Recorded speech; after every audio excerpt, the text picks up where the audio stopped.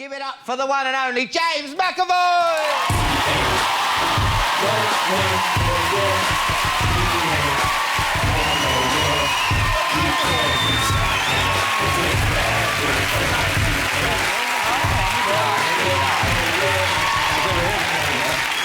I'm very comfortable. Sit there. Right, let me get you a drink. What you fancy, my love? Oh. Rum karuba. I did ask somebody for a drink today, and I tried to come up with the most minging-sounding drink I could think of, and I said a Di Serono and Tizer. Don't honestly, I'm gagging. Stop it. You've got a bottle of 80 shilling there. Yeah, 80 shilling. I've got 80 shilling. I've got Kahlua. I mean, what do you fancy? Do you like beer? I do like beer, thank you. Do you want one of these? I'd love one, thanks. I mean, I don't like Di Serono or anything like that, because it's like someone's melted a Battenberg cake in a glass. Isn't it? Is it true you do a David Mitchell impression? Oh, no, shit, I meant to tilt the glass. That's all right, you've got a flake. Sorry, I don't normally have beer, here. Is that all right? Thank you, but that is atrocious.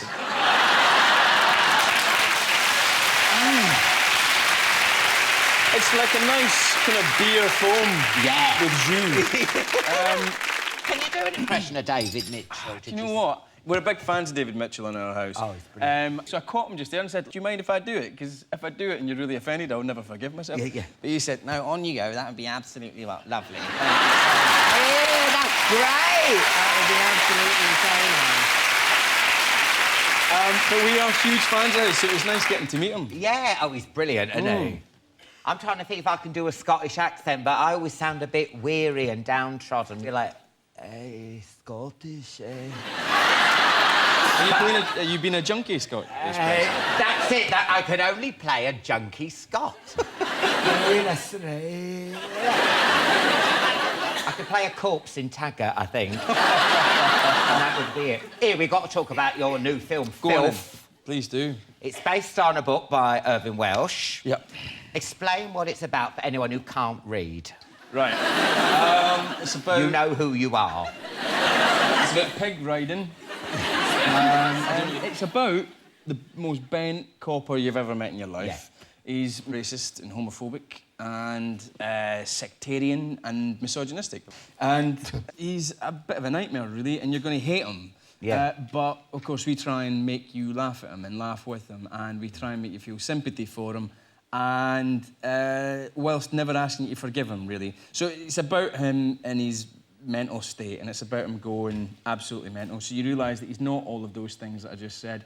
He's actually just terrified of the world, and his reaction to that is to abuse the world. It sounds like a right nightmare and dead depressing, but it is a very funny film. Oh, it is, genuinely. I've seen it. And I've also read the book. Right. And there's that bit where it's narrated by a tapeworm, so I was like, how the...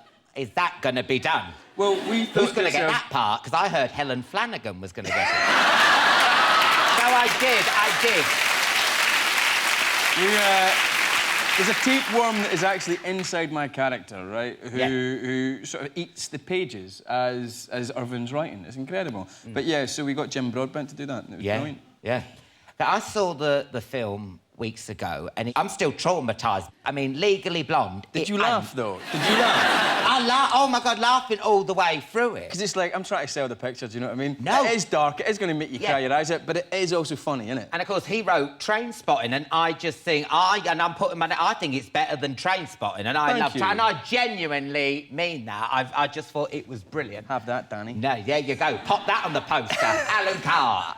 I laughed till I cried. I love it, yes. Who plays the tapeworm? Alan Carr, lovely. I mean, did it affect you at all? Did you have to be, like, reintroduced into the community after you played it? No, really, you know, it's just...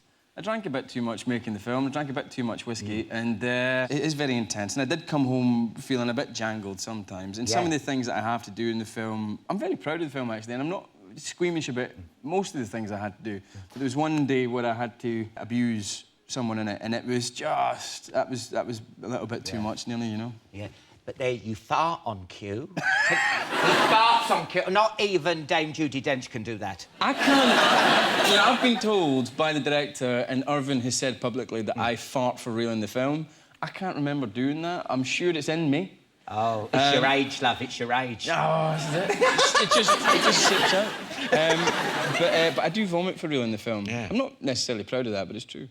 Is it true they had to cut out a bestiality scene? Yes. We never actually cut it out because of censors or because we were worried about offending anybody. There's far more offensive stuff in the film, actually. I mean, what happened to the footage? It's on my iPhone. No. Nah, it's not. It's going to be on the DVD extras. So if you want to see a dog riding my leg whilst drinking a Di Serono and Tizer... I mean, was it tastefully done? Did the dog have a collar on? Dog taste...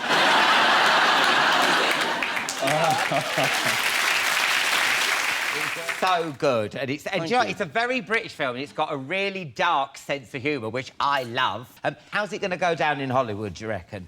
Do you reckon you've taken a bit of a risk, or...? No, I mean, it would be a risk if Hollywood was our only market, but I think British film's got to make British film for British people and not really worry too much about what Hollywood think. And if we make a really good film, they'll buy it, and if we don't, they won't. If it's too British for them, then it's fine. We've made a film for us guys anyway. Will they like it? Did they like Trainspotting? Did they like The Full Monty? Did they like, I don't know, did they only want costume dramas? Did they only want Downton Abbey and James Bond? Maybe, I don't know.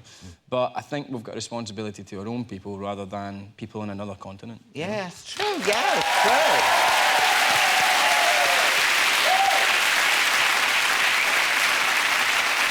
You are a proper Hollywood leading man now. Thank you. Next year, you're going to be in the new X-Men film. Yep.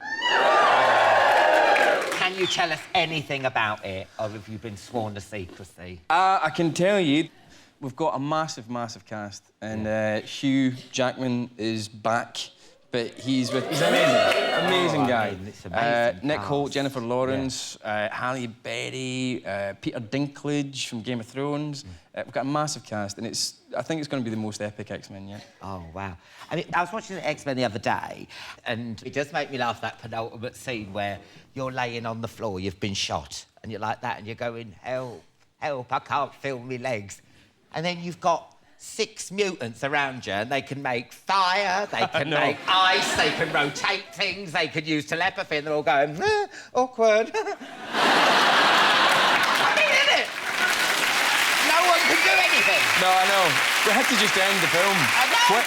Even a pensioner on a shop mobility scooter would have been more help. I'm just laying there, can't feel my legs. Good luck with film. When's it out? It comes out today. Oh, brilliant. Go and see it. You've got to see it. Thank you. James McAvoy, everyone. Thank you. After the break, the star...